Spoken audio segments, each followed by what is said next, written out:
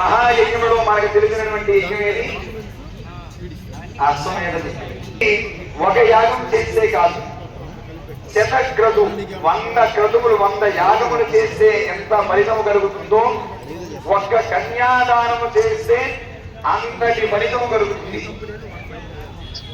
అలా కలిగినటువంటి ఆ గతించినటువంటి వారు ఇన్ని లోకాలు తిరిగిన తర్వాత ఆమోద ప్రమోద సమ్మోద వైకుంఠ లోకేషు 4 రకాల మోక్షాలు. ఈ 4 రకాల మోక్షాలలో కూడా సాలోక్య సామీప్య సారూప్య సాయుధ్య మోక్షములు.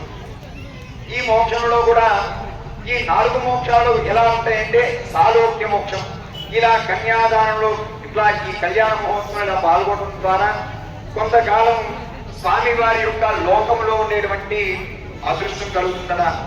అలా కొంతకాలానికి సామీప్యం అంటే స్వామి అక్కడ ఉంటే ఆ దగ్గరగా ఉండేటువంటి మోక్షం కలుగుతుందా. అదే విధంగా కొంతకాలానికి సారూప్య మోక్షం కలుగుతుందా. ఆ సారూప్యం అంటే స్వామి ఎలాగైతే ఉంటారో అదే విధముగా మనము కూడా ఉండేటువంటి మోక్షాన్ని ప్రసాదిస్తారట ఆ స్వామి. ఏంటో నువ్వులు కుప్పన్నారు, తీస్తే తరుగుతుందన్నారు, తరిగిపోతే ఒక్కొక్క లోకంలో ఉంటాము అని చెప్తున్నారు. ఇప్పుడేమో తీరా దొరకకపోతే చెప్పి చిన్న చివరికి స్వామి ఎలా ఉంటారో అలాగే ఉంటారంటున్నారు. ఇది నిజమేనా అంటే మనం ఆలయాలకు వెళ్ళినట్లయితే ఆలయం స్వామి వారి యొక్క గడప ఇరువైపులా కూడా ఎవరుంటారండి?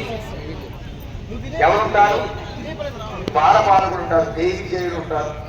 వారు కూడా ఇదే విధముగా స్వామి వారి యొక్క సేవ చేస్తూ స్వామిని కరిస్తూ ఆ మోక్షాన్ని సారూప్య మోక్షమని అవంటే లోపల స్వామి నిజావతారంగా ఎలాగైతే శంఖ చక్ర గదా పద్మములతో ఉంటారో అదే విధముగా బయట చూస్తే బాలపాలకులు కూడా అదే విధముగా ఉంటారు. కావాలంటే మీరు ఎక్కడైనా దేవాలయాలకు వెళ్ళినప్పుడు చూడండి. అలా